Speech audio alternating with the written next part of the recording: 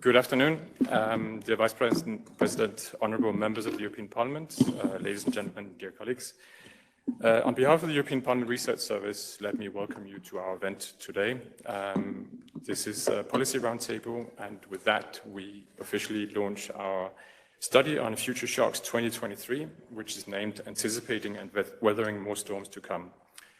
This is a part of a series of publications on future shocks, which is a priority project of our service, and it features comprehensive work undertaken on potential risks that the EU faces and analyzes possible responses thereto. The paper, which will be made available when it arrives from Luxembourg, is building on the first edition of a study, Future Shocks 2022, addressing risks and building capabilities for Europe in a contested world, and other related work that EPRS has carried out over this time in this regard. I would like to recognize the efforts of the colleagues that have put together this new publication, which I believe is a very valuable contribution for highlighting major risks for the EU in the coming decade and their possible consequences. This allows for identifying areas where policymakers may have to make difficult and timely choices in order to design and implement future-oriented and risk-resilient policies that are fit for purpose. Before I now hand over to Vice President Marc ANGEL, let me say a few words on the program for today. So after the opening remarks of the Vice President, İlienne, Director of Members Research Service, will present the outcomes of the study, highlighting major risks for the EU in the coming decades and their possible consequences. Then Wolfgang Hiller, Director for Impact Assessment and Foresight, will moderate a panel of 5 EPRS policy analysts on a selection of main risks and responses, and that is followed by a question and answer session. Questions are, of course, welcome, both from participants on-site as well as online. With that short introduction, I give the floor to Marc ANGEL, Vice President of the European Parliament, responsible for Foresight, among other things, to make his opening remarks. Marc, you have the floor.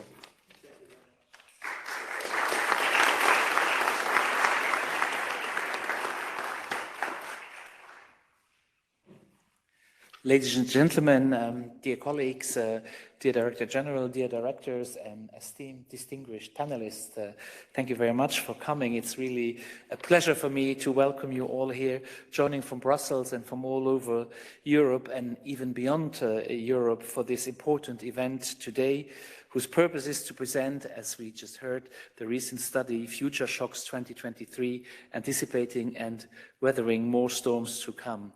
Had I known that the study is still in Luxembourg, I came back for this morning, I could have brought it. But anyway, it will arrive, and then I'm sure you will get the opportunity to read it. So this study, being a part of a series of publications on future shocks published by the European Parliament Research Service over time, features comprehensive work undertaken on potential risks we face and sketches out ways to master them.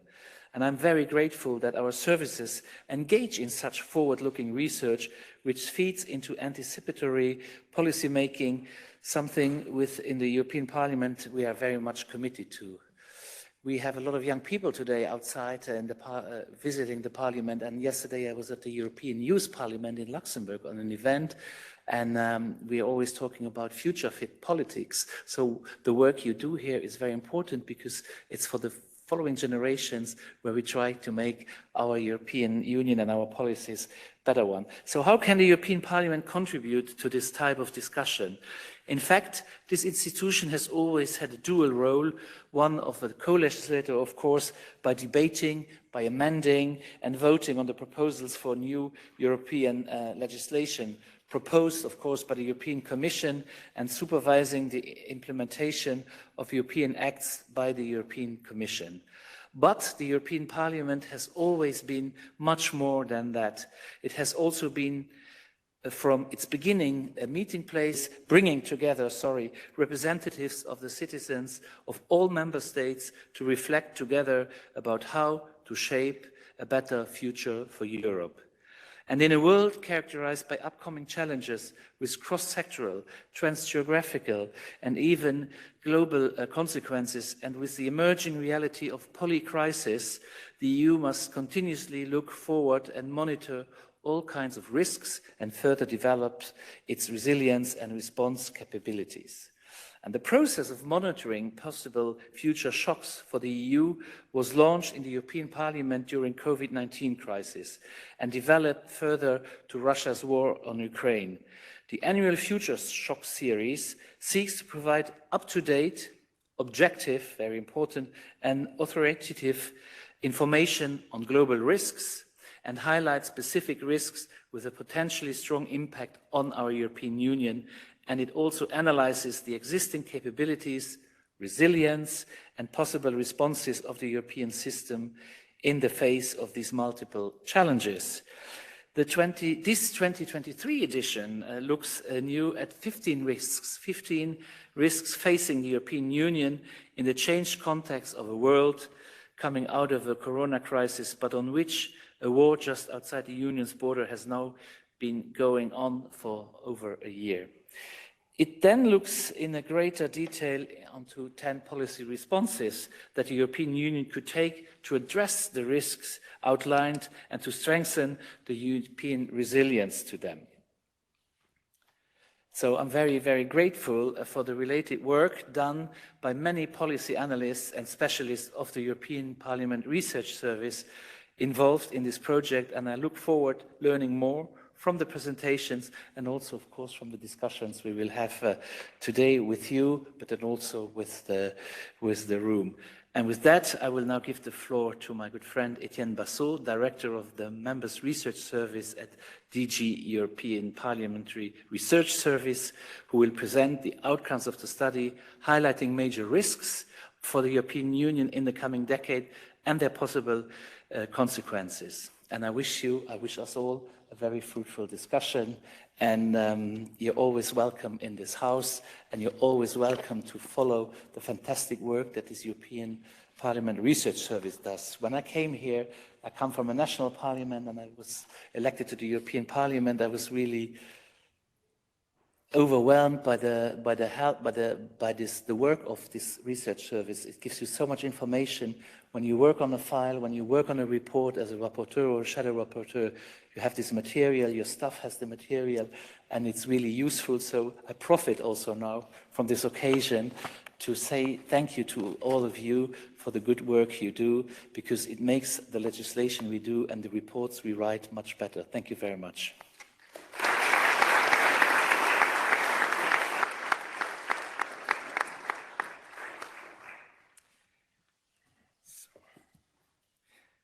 Good afternoon, everyone. Thank you very much, Marc and Anders, for the nice words and the introduction. And I would just like to welcome you all in this room and also the colleagues online. It's nice to see the library packed for this event that is launched today now. And I would like to start my presentation by where a bit Marc ended, the importance of the Parliament and the importance of the role of the Parliament in looking at the future shocks.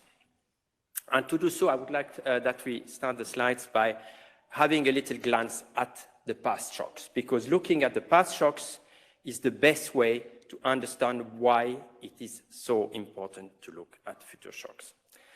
I don't need to tell you the full story about this. We all remember a cycle that started on the 9/11 with the attack on the Twin Towers, but we could mention also a few others. Let's remember the Greek crisis, the Greek financial crisis, or Greek debt crisis, whatever we call it, 2008. The same year, we had the attack of Russia in some territories in Ukraine and Georgia. 2015, refugee crisis. 2016, terrorist attacks in Paris and other places in Europe. 2020, the COVID pandemic, it was mentioned.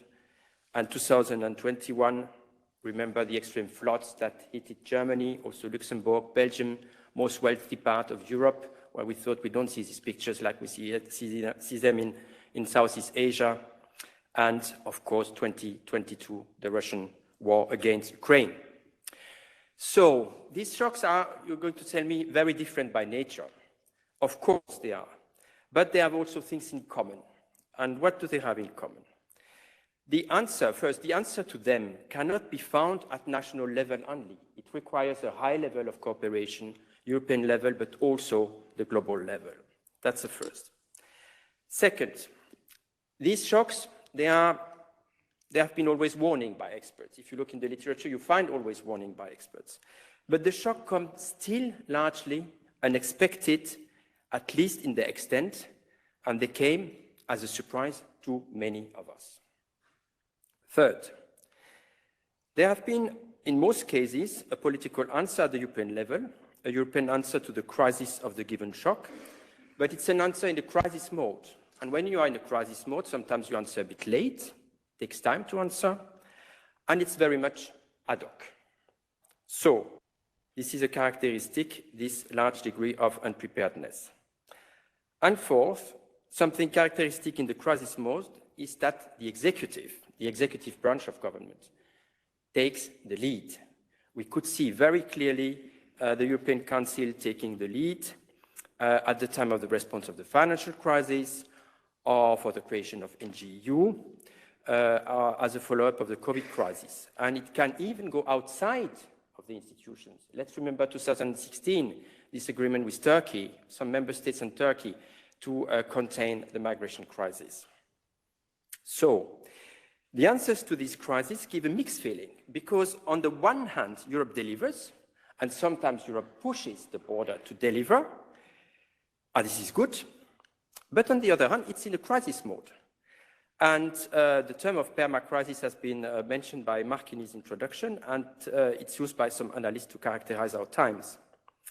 But there is also a risk that parliamentary institutions are weakened or even completely sidelined. So I do this detour with the past shocks just to show that there are two challenges. The challenge of being better prepared, to be resilient as a policymaker, that's one, but also a particular challenge for us as a parliament to play our role and to be on board of the answer to this crisis, and this is essential in a democratic system. So, two strong reasons to analyze future shocks, and let's look now at the future shocks. Looking at future shocks might be itself a risky exercise, and the colleagues know it very well. So we have to remain very modest about this. It's just exploring possible futures, in no way trying to predict futures. And I'd just like to tell you a little story about the first edition of these future shocks, the one that we issued in the spring 2022. Actually, we had a draft in the autumn 21. We waited. And then the war came in Russia. And of course, there was in this paper some elements about this war. We had analysts predicting that we could have a conflict, Russia attacking, but the scale and the brutality of Putin, nobody could actually think before. So we changed the study and then we issued it in April 2022. So I think this is quite important to have that in mind. This important to be modest in the way we look at this issue. So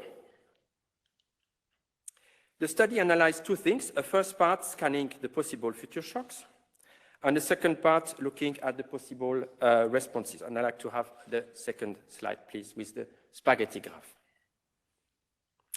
The part on the future shock is based on a review of the literature on the risk.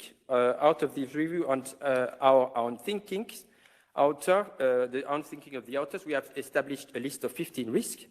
It has to be seen as a continuum with the 2022 exercise. So some in the list are repeated, others are completely new. I do not enumerate them all as they are here on the screen, I hope, and in the publication soon to come, but just to flag a couple of elements. Geopolitical challenges are prominent in the analysis. No surprise that Russia comes first in the publication, but not like last year where we looked at Russia's brutal expansionism. This is no more a risk, unfortunately, it's a reality, but we look rather at Russia from the angle of destabilization of Europe. China-Taiwan relation is also still worrying as an issue, but it's not only the issue between Taiwan and Russia.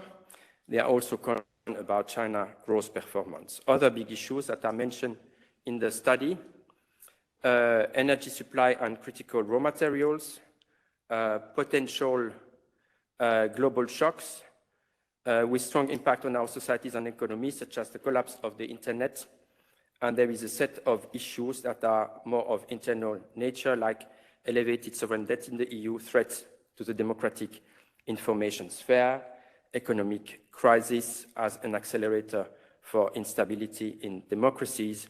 It is a selection, and we are aware that these 15 risks we have identified are a choice. For each of them, we explore 4 questions. I just go very rapidly through these questions. What is the given background on the issue? So what is the impact on the EU? This section goes into more detail on what the risk would imply should it happen. For instance, what are the impacts at different levels, the EU, its member states, its citizens, and how could it aggregate in other risks in this report? And then we dare to look at possible scenarios. This is the what-if question. These scenarios are short imaginings by the authors and way in which the risk could evolve using different methods depending on the type of risk, for example, using the 2-to-grid methods or using what-if question as prompts, and then what next, what is in the pipeline in terms of policy action. Voilà. This is a risk I hadn't in mind for this presentation.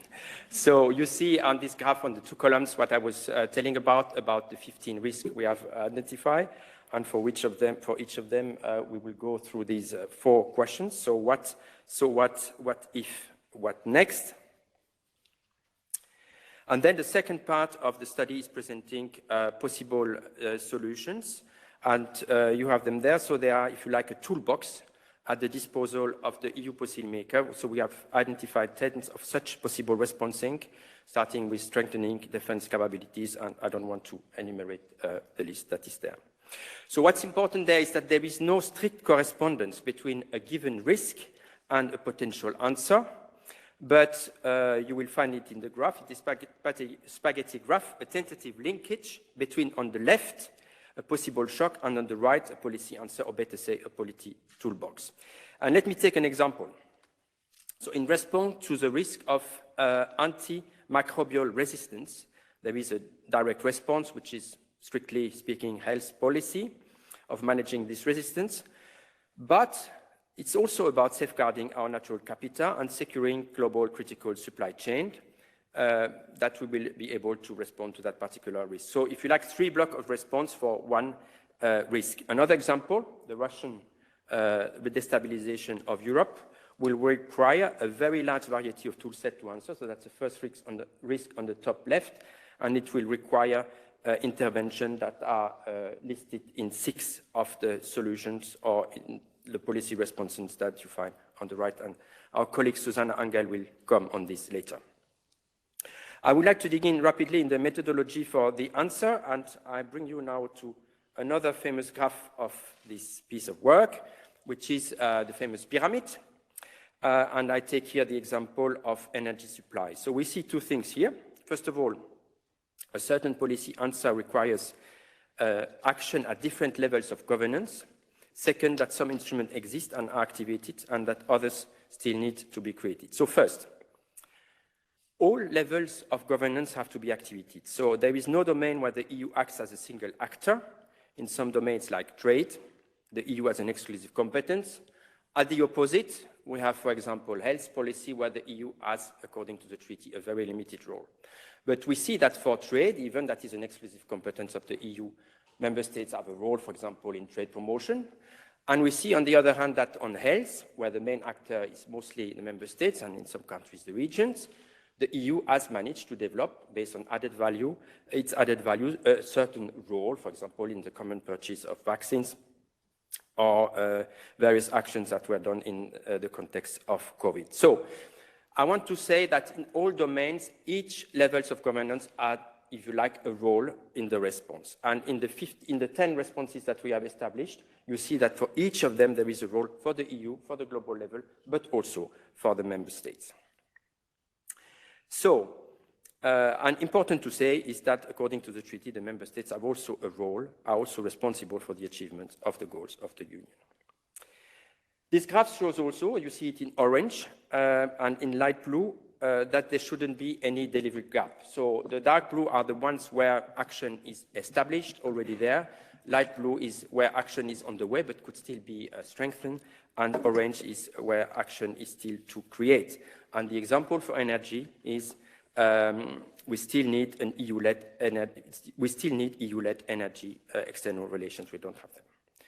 I'm coming closely to the end. I'd like to mention that this work on the future shock has also practical implications within the House on our own operations.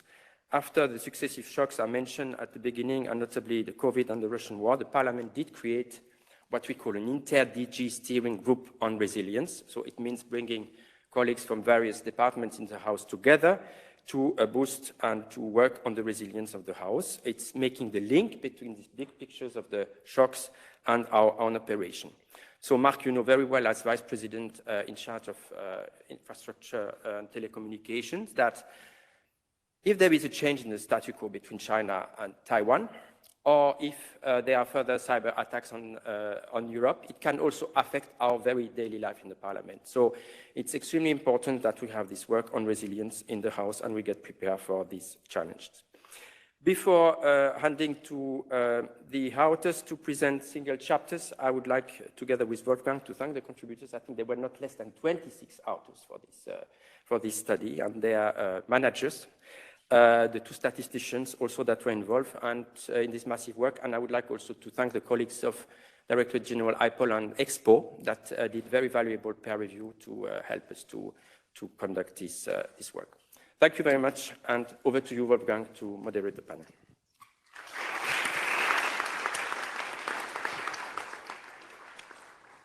Thank you very much, Etienne, for this wonderful overview. Also, hello and welcome from my and our side here. We, that is from left to right from your viewpoint, Susanna Angel, Guillaume Ragonneau, Naya Benson, Lieselotte Jensen, and Mark Jutten. My colleagues here are all seasoned policy specialists and come from various quarters in EPRS. Together, they are covering a wide range of topics, so I hope we are fine. But if not, there are many of the other specialists and authors of this paper here in the room, and they could also help. And last but not least, I'm Wolfgang Hiller, Director for Impact Assessment and Foresight within EPRS. And as you already might have guessed, I will have the pleasure of moderating this conversation here today. While we cannot cover all the possible risks, we may not even have identified all possible risks, we can cover many of them, and we start with geopolitics and security and go to economy and the environment. But we also want to discuss our threats to liberal democracy and the way our societies have been built and what we can do in order for things to become better and not worse. We will first talk about risks, and then we'll try to outline some of the answers which we have identified, possible responses which we as the European Union could give. As far as housekeeping is concerned, we will have first a round of discussions amongst ourselves here. We have something like 40 minutes, I would guess, in order to keep the timetable, and then it will be over to you to ask questions and possibly short comments, but not full speeches. First, you in the room, but also we have a lot of people online, and we have Mario Damen here, who will then relay these questions to us. Those of you who are at home or in the office and online, you can already start writing your questions in the chat, but you will only get responses later on. You in the room, you will have to wait, but you also can start thinking about your questions because we are keen on listening to you. Well, with all these lengthy introductions, we now come to the substance, and I would like to start with what, at least for me, is the scariest of all developments, and that's the war which we face in Europe. And for that, I would like to give straight the floor to Susanna, who is an expert on security and defense and who has been writing about this war and other security issues for a long time. What exactly does this war mean in Europe? And if you have any idea, more importantly, when are we going to have peace again? Thank you very much, Wolfgang, for giving me the floor. Good afternoon to our audience here in the room and online. Etienne has mentioned earlier that working on and looking at the future is not about predicting. So I'm not going to take the chance to predict when the war is going to end. But the war is going to still be with us for a certain amount of time. I think we can fairly say this. And what does the war represent for us currently in Europe? I think that I would also start with something that Etienne has mentioned. We have to look at the past in order to prepare for the future. So we have, in this edition of the Future Shocks, and I invite you to read the different risks and the different responses. We have looked at the Russian possible destabilization of Europe in a different way from the way that we looked at it last year. As Etienne mentioned, last year the chapter was entitled The Brutal Expansionism, and it's not a coincidence why it has been entitled Brutal Expansionism, because suddenly on the 24th of February, we all collectively in Europe woke up with the reality of war on the European continent. With that shock, and to quote the European Council, a tectonic shift in European history. This year, we have looked at the Russian destabilization of Europe and considered how destabilization and actions that Russia is undertaking can, to a certain extent, destabilize, put us a challenge. So, to a certain extent, this risk that Russia poses is multidimensional because it touches upon security, it touches upon the economy, it touches upon our democratic resilience, and it touches upon our society. So, being a multidimensional risk, it is linked to a number of policy areas that the EU is working on and to policy responses. But what I would like to start from with the reality of the war. And we are 18 months into this war. The Ukrainians are fighting for their freedom, but they are also protecting values that we cherish, freedom. But the war has not started in 2022. We have to remind ourselves that the war has started in 2014 through proxies. And that was a way for Russia to give a number of signals. And a way for Russia to embark into a more direct way of expressing its revisionist policy. And if we look at the past 20 years, we see a track of revisionism in Russia's policy. And I would argue that this track of revisionism is based on mainly two pillars: the use of hybrid warfare or hybrid destabilization tactics, and also a constant contestation of the international rules-based order.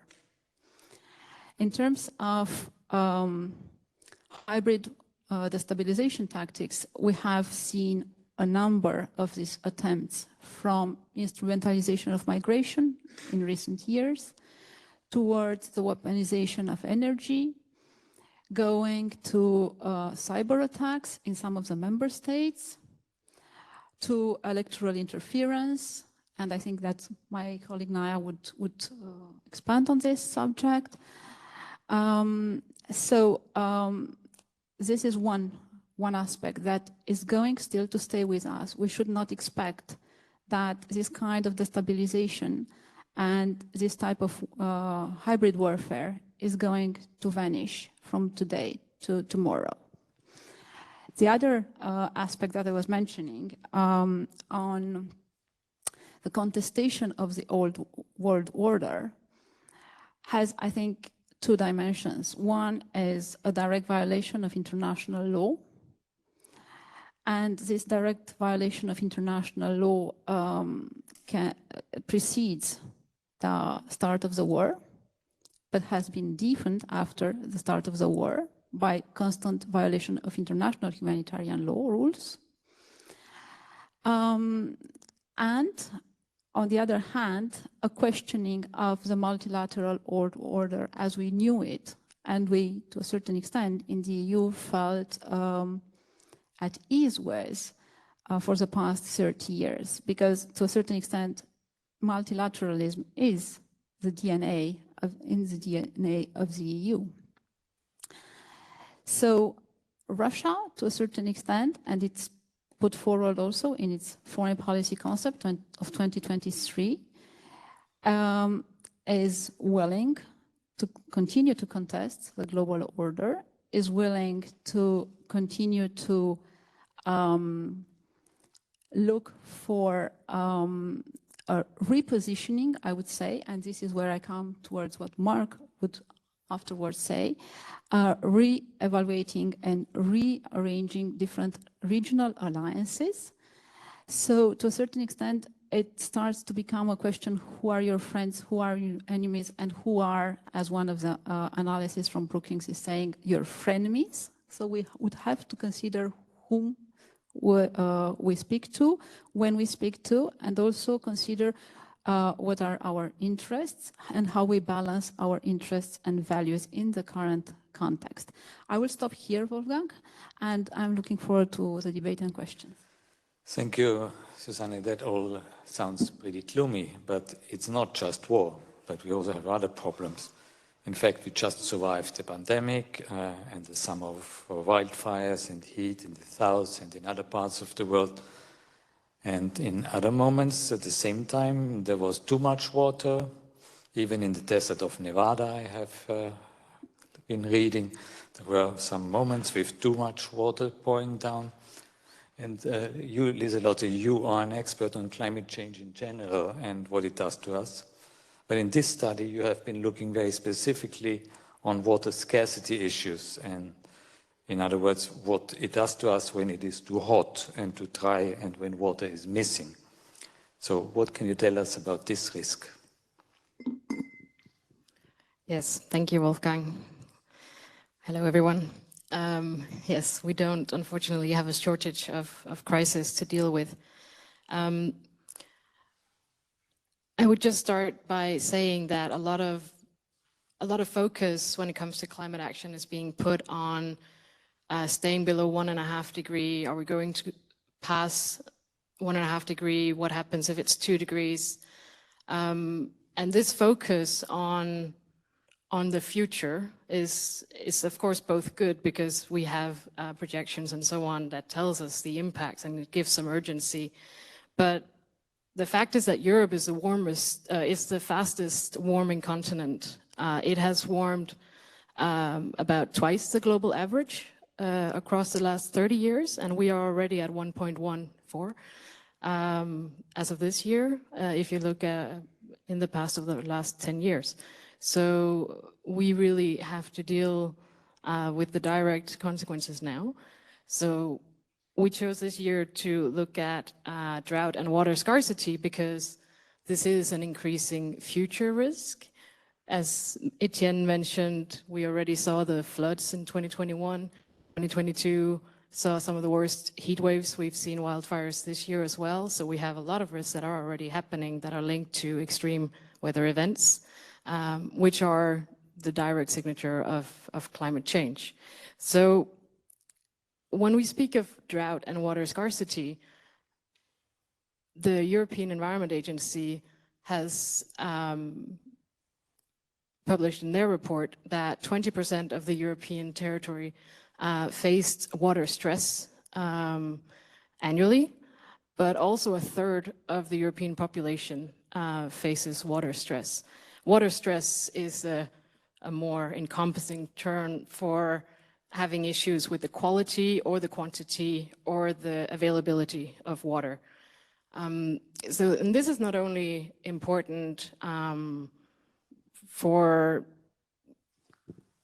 nature, one might say. You know, we often talk about how ecosystems and agricultural products, of course, need water. All biodiversity need water, and human beings in particular need a lot of water. But of course, we can say, you can look at ecosystems on one side, and we can look at the economic sectors on the other. So just a few things to mention.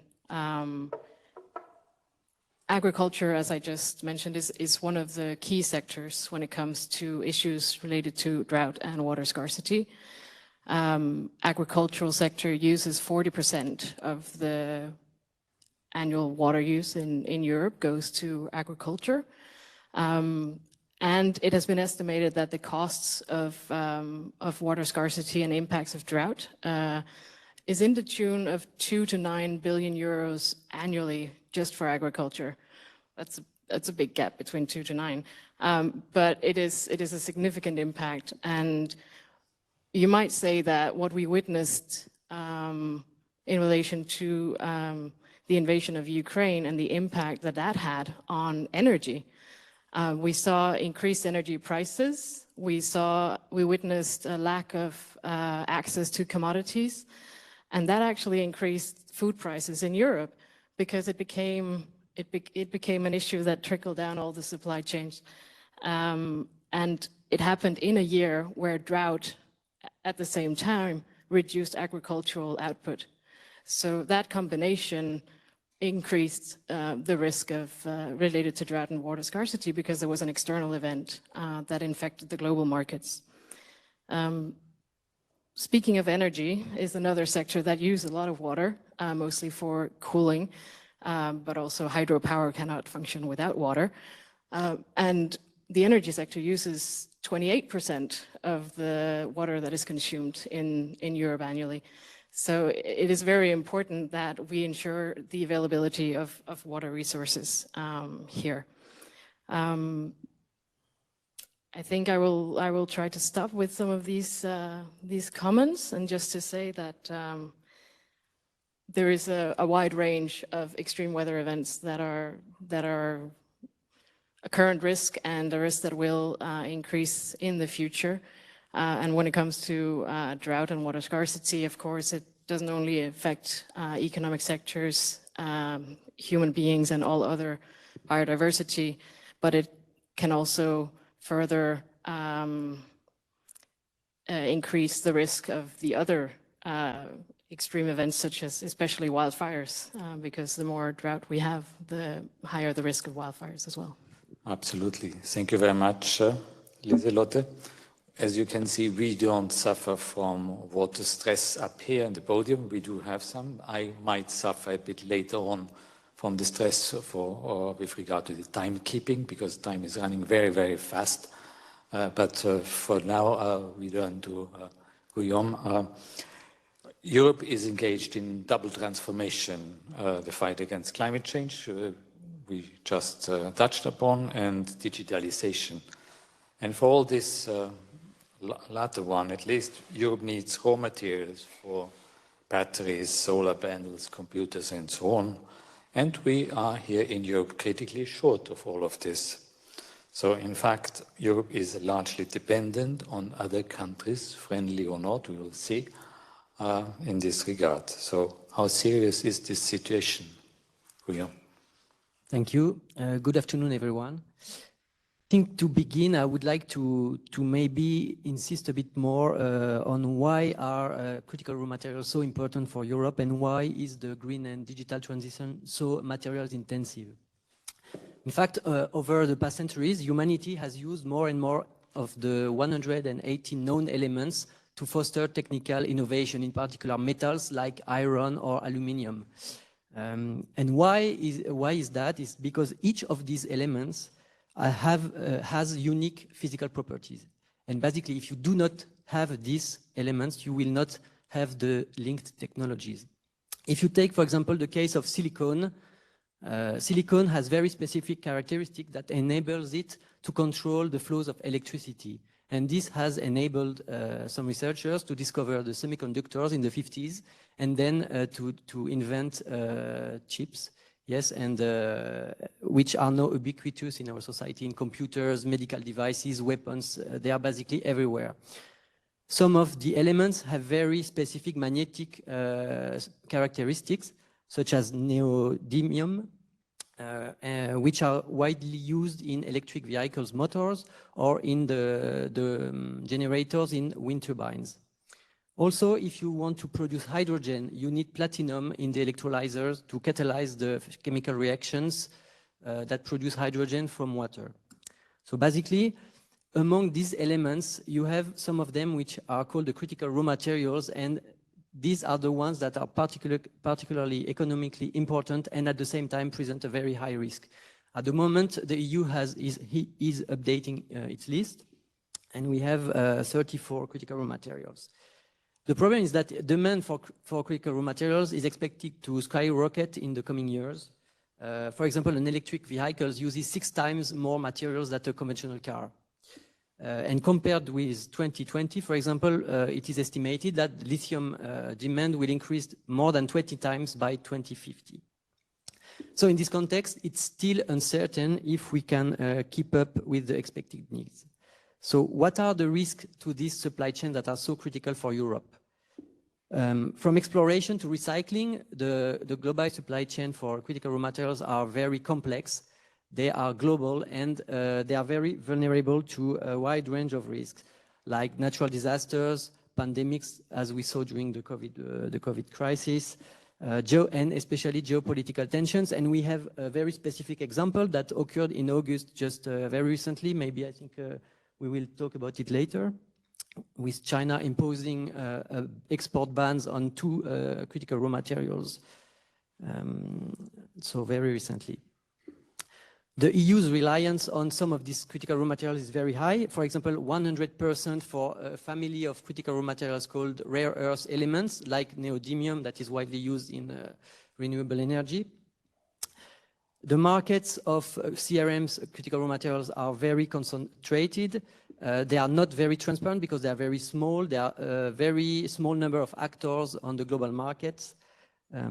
They are often the result of mining of other big commodities like zinc, for example.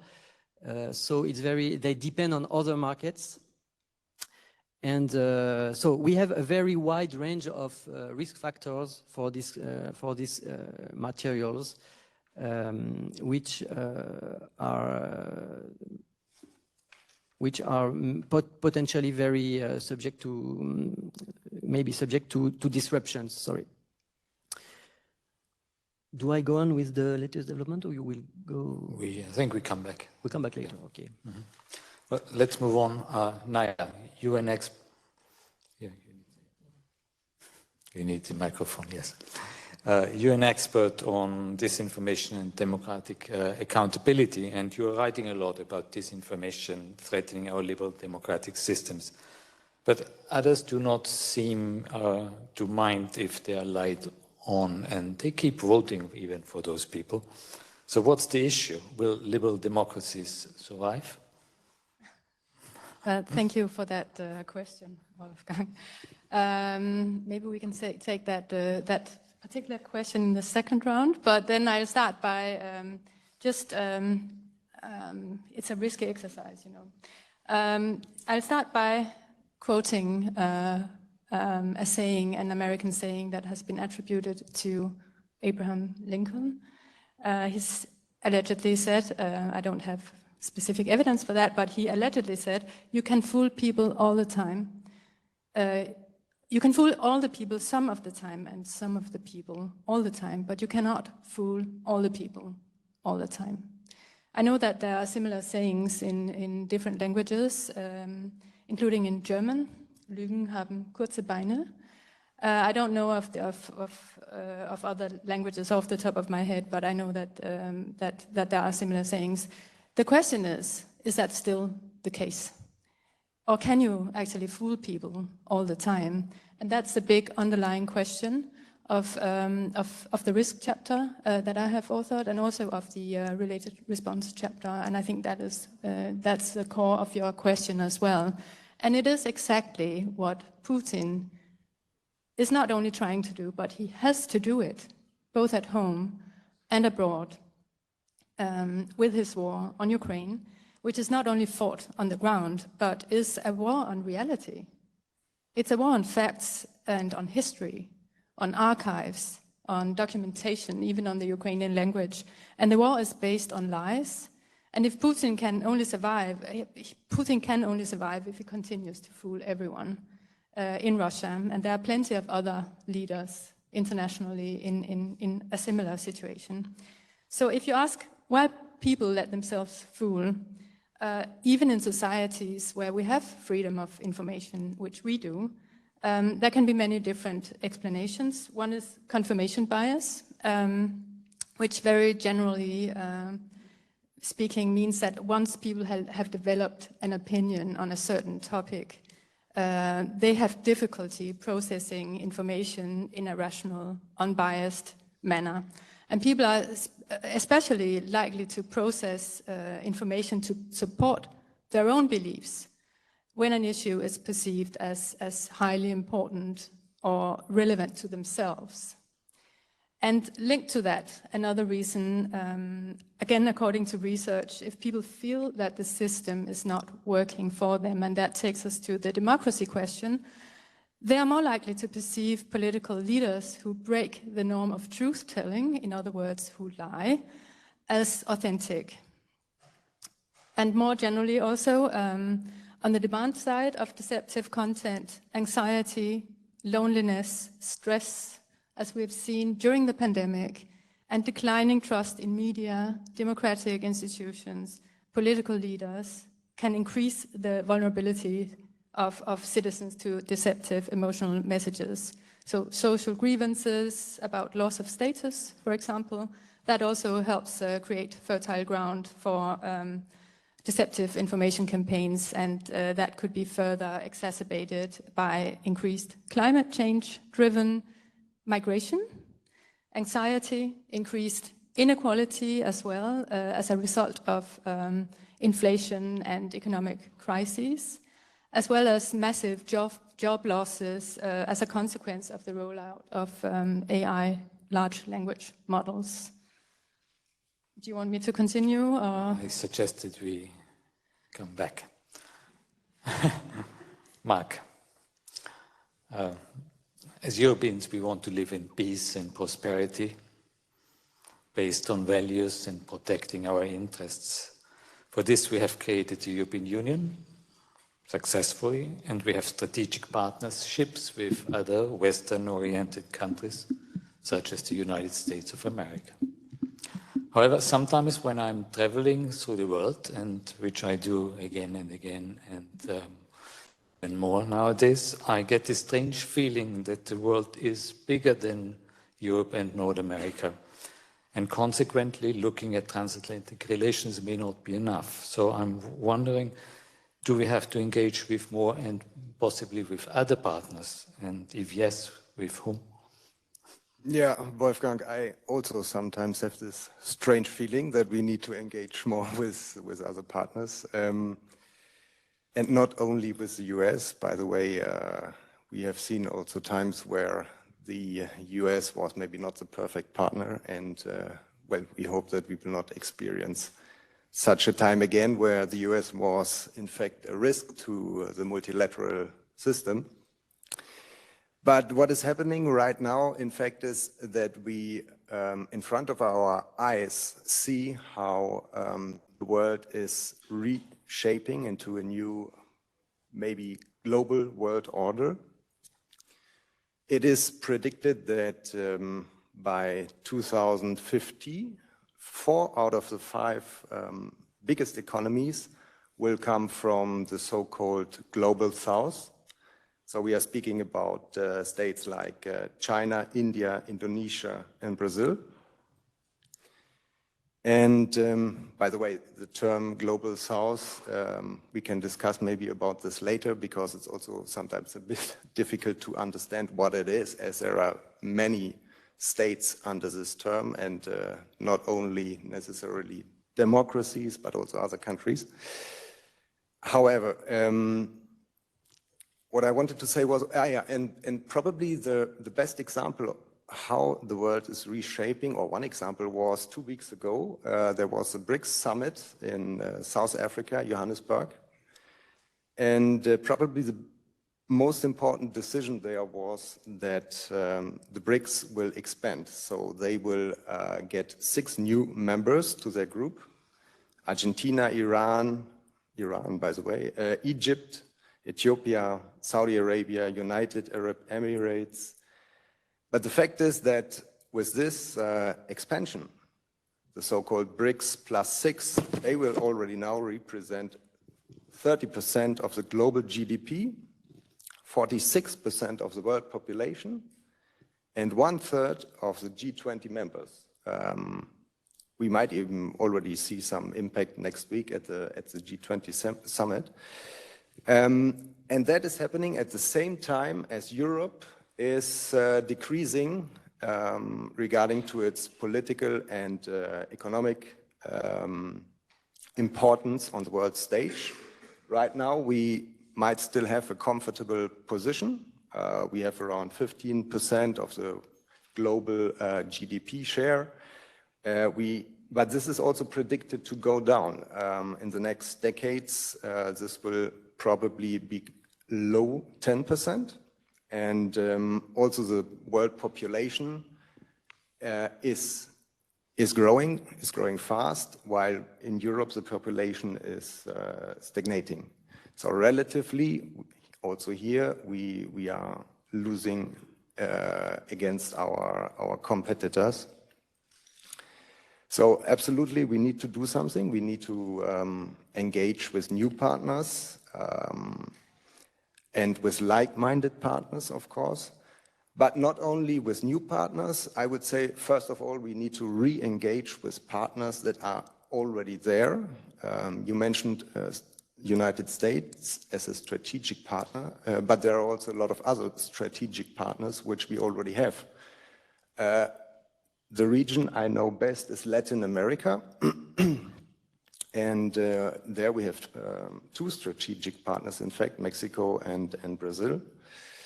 So I would strongly recommend to start maybe first there with the partners that we have and that we have neglected for maybe too long. It was Mr. Borrell himself who said that when he prepared the summit, which took place this July between the European Union and Latin America and the Caribbean, he himself said that the European Union has neglected for too long Latin America. And these are almost all states, they're like-minded partners, countries that believe in democracy, the rule of law, human rights. So I think we need to start there. That is why it was so important that we had the summit after 8 years in which we did not have such a summit. And the second point is that looking at Latin America, we need to close the agreements that are on the table, because we have 3 agreements waiting for years now already with Chile, with Mexico and Mercosur. And already by concluding these agreements, we would, I think, make a huge impact on these relations. So yeah, maybe I stop here and we can discuss about the Global South later if you want. Thank you. Yeah, I knew that there was the risk that we would run out of time. But, and I was counting for maybe 2 further rounds up here, but we may not manage, in particular if we're not really very disciplined and short now for the rest of the 10-15 minutes which we do have. But I would like to point out that the report, while it's not available in paper, it is, of course, available already for some time on the net. So if you may miss some of the responses to all these problems which we face, it's maybe worthwhile then having a second look then on the internet, and later on the paper, even the paper copies will show up, I'm sure. But let's continue here. Susanne, we were talking about friends just before. Is it enough to have friends, or what's the aspiration for, or the need for Europe in the perspective of maybe 10 to 15 years? Can Europe afford to remain a soft power alone? And I would like now really to urge everyone to be short, please. Okay. We need friends. And there I join Marc in what he was saying.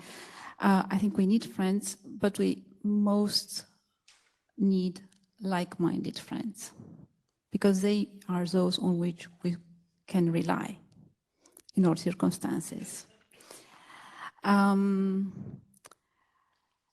With respect to the soft power, the EU has been for a long period of time seen and is still considered to be a soft power. But the question for the next 15 years, in my view, is that can the EU still afford to remain a soft power?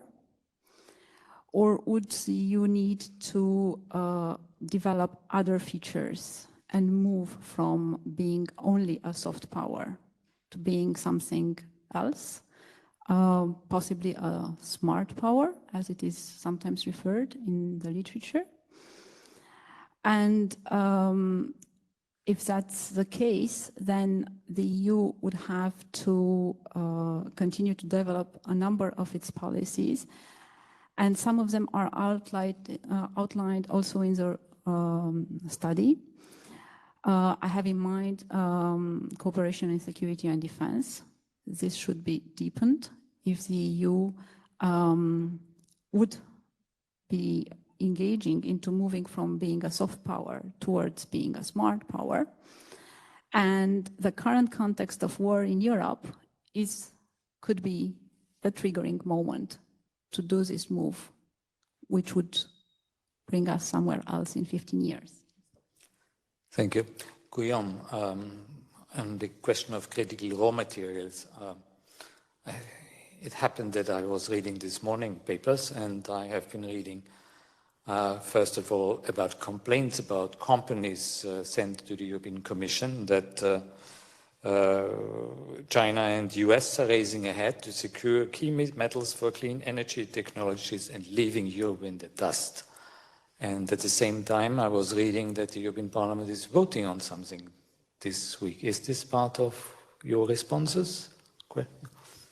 In fact, indeed, this morning, the Industry Committee of the Parliament adopted its report on the proposed Critical Raw Materials Act, which was, this proposal was published after we finished the draft of this report. And in fact, this proposed Critical Raw Materials Act includes quite a few policy responses that were identified in the report.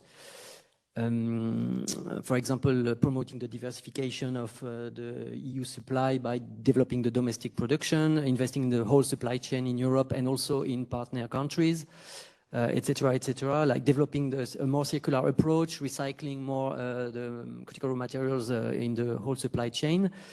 But you mentioned China, and I wanted to mention very quickly some recent developments that are quite relevant and which show that our report is quite came at a good time, because in August this year, China imposed restrictions on the export of gallium and germanium from China to the rest of the world. These are two critical raw materials for Europe, very important in military technologies like for night vision, and also in power electronics, in renewable energy. The problem is that China is the main supplier for the EU and also the biggest global supplier. And very interestingly, in 2015 and 2016 in Europe, two big mines of germanium and gallium were closed in Germany and in Finland. And also, it's quite interesting to know that these two critical raw materials have a very low level of recycling, like nearly 0% for gallium and 2% for germanium. So this shows what kind of problem we can see in the coming years, again and again, coming in, as we mentioned in this report. Thank you. At least we are aware of the problems, so we can attack them. Lieselotte, in fact, I was originally thinking about talking about water scarcity also on the international scale, because I think this can be very dangerous and can even lead to wars. But in view of the time, we have to focus now on Europe, what we can do here on the continent, how to preserve and protect water resources here, and how does this have to do with Europe, with somehow we always think about going local and so on. It has a local effects, but then we talk about water management at European level. How does this go together? Yes, thanks. I will try to be short in answering water management from the local to the European, potentially global level. In Europe, one of the key legislations concerning water is the Water Framework Directive. And this imposes obligations on member states to ensure the quality and availability and preserving their water resources. However, in 2019, half of the member states had an exemption on the targets under the Water Framework Directive. So it was not really heading the right way, and of course the difficulties there are also being increased by water scarcity. What you might see if you look at a map of Europe, we have the Alps that are often referred to as the water towers of Europe, and the IPCC projects that in 2050 we will have 25% less water flow coming from the Alps. At the same time, looking back at the European map, we have a lot of rivers that cross the entire continent. And these rivers, the Alps and our groundwater resources, are the ones that determine whether we have water stress or not. Of course, drought will then further increase the evaporation from these water resources. However, we need to make sure that we are managing the water resources that we have appropriately, and they do not stay within one country. Water does not care about borders. And in a lot of other areas, we have trans-European network approaches. And this could also be a way of looking at water management, because it is infrastructures of a resource that is essential to economic sectors, to human beings, to nature restoration, which has been widely discussed. And we need to make sure that we are giving the appropriate priority to all of the stakeholders that need these water resources, and that will need a holistic view of the availability of the resource and how we might be able to change our habits and practices, both at a personal level and local level, but also at an economic sector level. Thank you. Naya, you were talking about defending and protecting our information space. And I'm wondering, is this really is this a luxury, or do we really need to? In other words, why do we care? Yeah, thank you, Wolfgang. I would say that we can't really solve any of the pressing challenges that we have heard about in this discussion already and that we focus on in the publication if we can't base our decisions on facts. We can't sustain democracy if we can't base our decisions on facts. And we can't have a rules-based international order if we can't establish facts. So defending our information supply chains, so to speak, is clearly a necessity. So do I have another 2 minutes, or would you like? One. Okay, so it's often said that when it comes to defending protecting democracy against foreign information manipulation and interference. We're all in the same boat. I think that also if you look at the title of the publications, of our publication, I think it's more fair to say that we're all in the same storm, but we have different standards when it comes to the quality of our vessels, and also the way that we are able to navigate. And our advantage, and here I'm talking about not only Europe, but also our allies, our like-minded allies, we have a responsibility to defend and protect our information sphere in a way that also works for other continents that do not have as strong democratic vessels and as reliable navigation systems as we do in our part of the world. Thank you. And now I do have the obligation to defend the rights of our audience, because they also have been promised 20 minutes at least for questions and answers. I'm totally aware that we have a lot of unanswered questions and we could go on forever here. Inter alia, there was the question about what is the global south, but maybe someone is interested in asking this question then, so Marc can answer this in more detail. I'm now turning to you for first to the audience. Who wants to start with the first question? Yeah, I've got one gentleman here on the right side from my viewpoint. Yes. Oh, no? Yeah, Gregor Erbach from EPRS. I would have a question to Naya. It's about AI and disinformation, misinformation, and clearly AI can make the disinformation problem much worse, as you hinted to, with deep fakes and automated troll farms and so on. The question is twofold. Will we as experts still have a chance to separate the truth from the fake?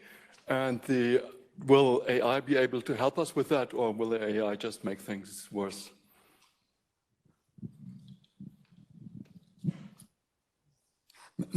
Should we maybe collect 2 or 3 questions? Huh? Please, thank you. So yeah, it was a quick question, but I don't know exactly who can answer, but I was wondering for anticipating future shocks, does the EU have enough budget for this? And does it have it, is there any decisions on how to allocate budget for anticipating future shocks like this? Thank you. Is the third question right away now?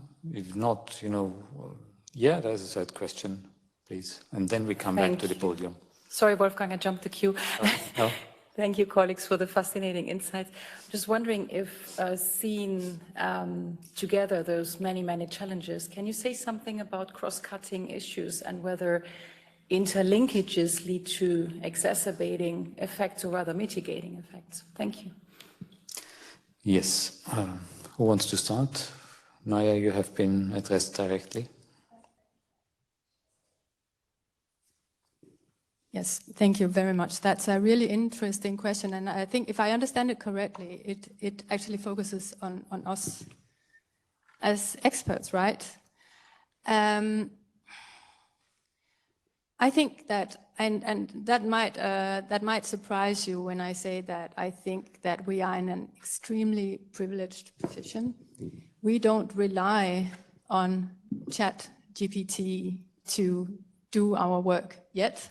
We have a reflection process going on that also includes the question of how we can deploy AI to help us in our work.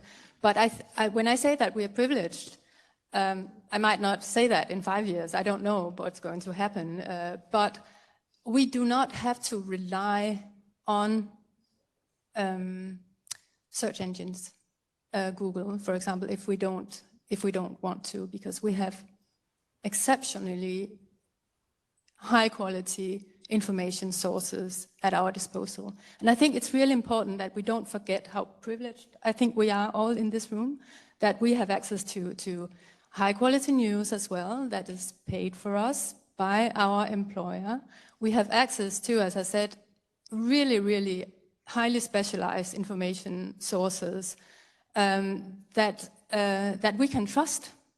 And normal people, if you go outside these walls, normal people, they actually have to rely on Google.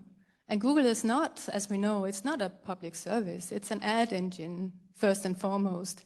So I think that the risk that we face as researchers is comparably milder than the overall risk of seen from a normal person's perspective who doesn't have privileged access to the information sources that we have at our disposal.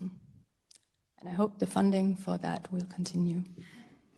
And we have the ambition to have EPRS first and Google second. That's our objective for the future, that members and staff do not have to Google, but they go to EPRS first. And well, we're working on that. But for that, we'll need to improve also our parliamentary research search machines, because we do have a lot of information everywhere, but it's not always that easy to find. If I may speak self-critically in this respect. Anyway, yeah, on the budget, I think we can come back later on this question of the interlinkages. Susanna, you want to say something? I can try to answer this. 15 risks are in a symbiosis one with each other, I would say, because they are to a certain extent influencing one each other. But in terms of the responses, the EU has a number of policies, and these policies can provide targeted response to different aspects of a risk, different aspects that a risk is posing. So to a certain extent, it is extremely important for the EU not to tackle this in silos, not to continue to have responses per policy area, but to try to build synergies and cross-cutting and horizontal approaches to its policies in order to be able to respond to the risk, but also in order to be able to anticipate on future risks. Because the 15 risks that we have in the report are not the only risks that the EU is or might be facing in the years to come. So making our policies more robust, more resilient, and a cross-cutting, cross-policy approach to our policies would allow us to also be better prepared, possibly, for emerging risks. Lieselotte on this one as well. And then we have one more round in here, and then we need to go to online. I see from the face of Mario that there are requests coming in online as well, and we appreciate very much. Yes, thank you, Wolfgang. Thanks for the question on the interlinkages between the risk, and from a climate change perspective, there is a interlinkage with most risks. But when you look at the responses, there is also positive or potentially positive interlinkages, especially in forming the right partnerships of like-minded people and being sure to continue funding for fact-based research to ensure that we have the right data which we need in order to address the climate crisis. So I think that those are points to definitely bring to the front. We need to be aware that climate change is a global problem with local impacts. And the local impacts, even if they do not happen in Europe, which they also, as we've seen, already do, but even though they might happen elsewhere, the repercussions of those impacts are very likely to come back on our shores as well. This can be in the form of migration. It can be in the form of the EU having to address conflicts in other areas as well. And this is also something that has been and is continuously being discussed, I know, at the United Nations Security Council as well, how to actually include climate change in these areas in order to ensure that you have these considerations. But I think it's important that we focus on the partnerships that we have and making sure that we protect the fact-based data that we need in order to respond to these challenges. Thank you. I've seen 2 hands up on this side, 3 hands up here, and there's one more. Maybe we put them all together, and then we need to go to this cyberspace. Thanks. Thank you very much. Thank you very much. We just recognized how these risks are interconnected, how most of the measures that we can take in place are interconnected as well, and they can have synergic effects. To me, that rhymes with systems thinking. We also recognize a degree of uncertainty regarding the outcomes. We said we're not making predictions. So the only part of the equation that I didn't hear is the iterativity, taking into account that we don't know what the outputs may be. How do we measure them, and how do we change our inputs accordingly? The lady behind 3 rows was waiting patiently, and also then the man. Yes, thank you very much. Brilliant, by the way, contributions by all, and thank you for this event, for organizing it. I ticked when I heard indeed the truth about the privilege that we have in terms of access to information and access to research. Now, we are also, when I see the audience, of a certain age, so certainly more than 21 years old, how do we deal with the new generations? So how can we transfer this knowledge and this interest also for facts and truth towards the younger generations, and in general for multi-generations, because also there is the divide with older people, elderly maybe. Thank you. Thank you. And the colleague standing up here has also been waiting patiently. Thank you. Thank you, Maciej Jastrzębiec from JRC. I have a question about the risk. Okay, now we are talking a lot about next enlargement, and I was just questioning if you were not considering whether we can have an issue of capacity of delivering the next enlargement in the kind of current social. So I would say after Lisbon Treaty, after the kind of all the changes that happened. Would you consider this as a risk for the EU? We also need room for papers, this year, next year, and so on. Huh? But who wants to start? Naya again? Yeah. So the question about knowledge supply chains, intergenerational knowledge supply chains, was not directly addressed to me, but I'm happy to give it a try. I think it's basically a question of course, we cannot force feed people with information and with reliable facts. But I think it's a question of accessibility. There are plenty of tools that already exist in the EU that we could make better use of. Maybe I should mention one recent study or a suggestion that I did not have the chance to take into account in the publication. It's a study published by STOA in July on a European news streaming platform that could offer news and other programs from European public broadcasters in all EU languages. And in addition to helping facilitate European shared reality, so to speak, that would also help boost European digital sovereignty. And I think that if I may just have one more minute, we have to be totally unsexy and invest more in our knowledge supply chains. We have to make sure that everyone has access to verified, reliable knowledge.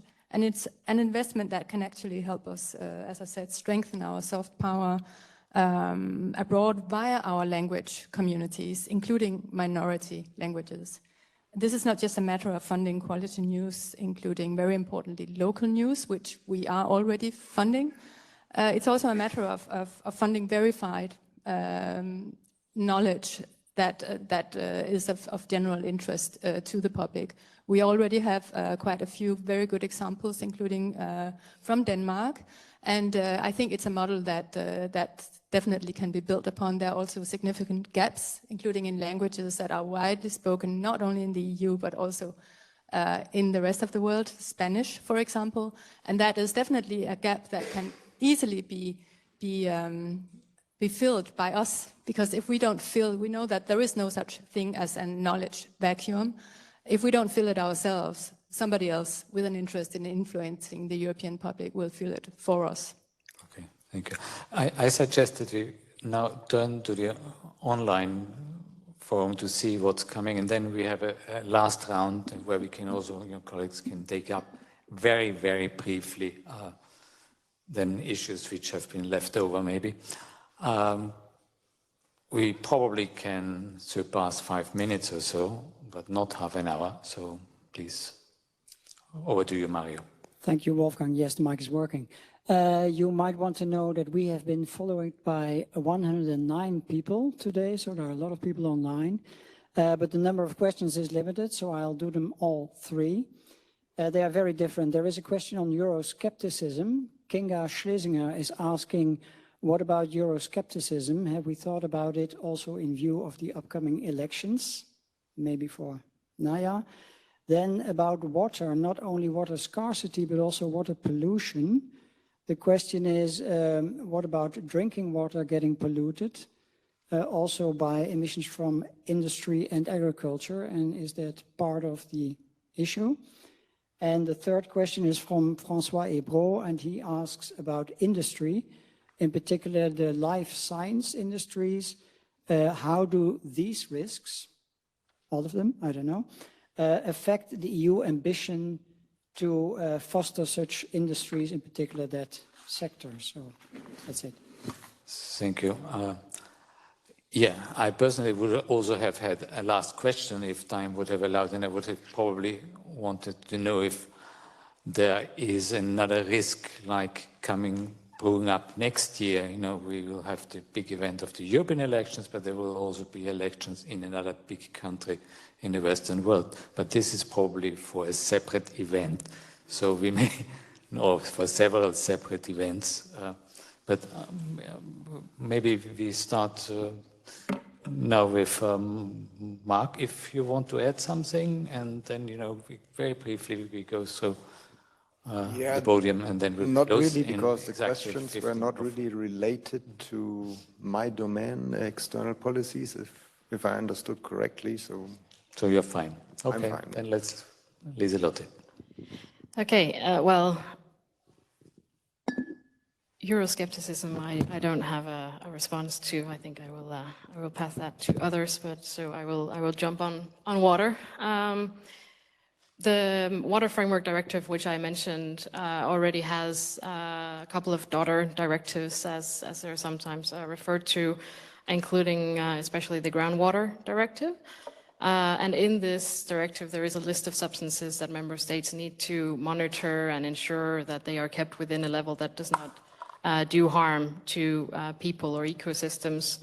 And there has been a fitness check of the water legislation, and in that a revision was proposed to this list of pollutants, where there is a number of pollutants that will be added to that list. I think that this was also recently voted by the European Parliament, and it has also been pointed out in the discussions linked to the biodiversity strategy and nature restoration, and also the opinion regarding food security, that it is important that we monitor emerging pollutants to make sure that toxicity is measured, and that we focus on ensuring support for for new management techniques when it comes to agriculture, because you might say that, of course, there is a risk, especially from pesticides polluting our water resources, but there's also a need, if you look at the other side, there's also a need to ensure that the European food security, and therefore the Parliament has requested further research action into ensuring that there are alternatives available for the agricultural sector in particular, so that we can limit the pollution of groundwater resources, for example. Thank you. Naya? Oh, yeah.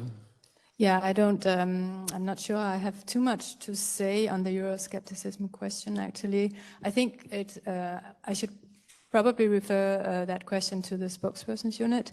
All I can say is that we are very privileged not only to have access to information, we are also very privileged to enjoy freedom of expression, and of course everyone, even people who don't like the EU institutions, have the right to express their opinions, and we should be very happy about that privilege as well. Irienne? Yes, very quickly on the question concerning industry. It's very clear that if the EU doesn't have access to the needed critical raw materials, some industrial sectors would not be able simply to develop. And also in a less dark scenario, if we have restricted access to these critical raw materials with increased prices, of course, the competitiveness of our industry would be reduced compared to its competitors abroad, located in countries with a wide range access of to critical raw materials. So, in my opinion, it's a very critical issue, as critical raw materials are at the very beginning of every industrial chain. So we should really keep that in mind. That's why there are currently a lot of developments at the EU level to deal with these issues. I will try to answer the two unanswered questions, not to leave unanswered questions. So the one on system thinking, actually the work on foresight is to a certain extent the key towards looking at things in a system way. It is also the way to enable decision makers to make decisions. So to a certain extent, through foresight, you develop a number of scenarios. One or none of them is really going to be the one in 5 to 10, 15 years. But by developing the different scenarios, you allow the decision maker to make a certain decision, which might be the one anticipating transformation in 10 to 15 years. On enlargement, I agree with Wolfgang, that would be a risk possibly for next year, but you have to a certain extent outlined two aspects: the risk of the next enlargement and our capacity as a union. I will answer, but I will start by saying that there is also a moral obligation that we have to those whom are at the waiting gate in the Western Balkans, in Ukraine, in Moldova. In terms of capacity, you have two different schools of thought. There are some saying there is capacity within the current treaty framework, which is a little bit overstretched, but there is capacity. Whilst there are others saying, well, we need a treaty change for that. We know that the appetite of member states for a treaty change is rather low. That's not necessarily going to change. And that's, in my opinion, the risky path. And I'll stop here. Yeah, thank you. And that has inspired Marc to have a final word, very briefly. But then very inspired.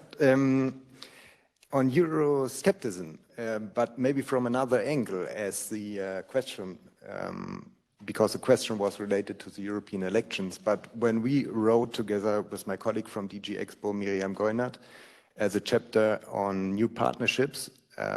Actually, we also saw that there is a lot of Euroscepticism in other parts of the world, in particular in Africa, and related to Russia's war against Ukraine.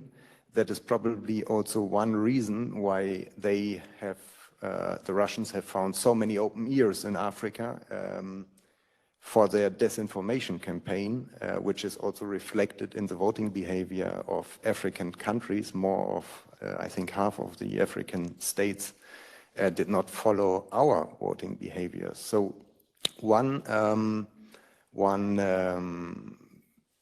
assessment we had and one recommendation was that member states should also review a bit their own colonial history, especially in Africa.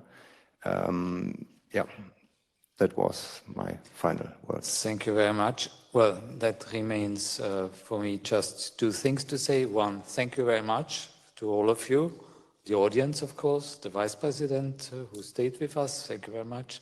Director General, İrienne, colleagues here on the podium, but in particular also all the authors of the study who have been contributing, writing and peer reviewing and so on and so forth. And secondly, look it up, the study, if you haven't done before. It's available online and it will be available on paper as well.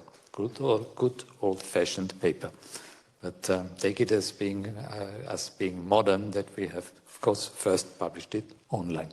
So thank you very much and see you again at one of our next events. I don't know exactly when we're going to meet here again, but you will be informed. Thank you and have a nice afternoon.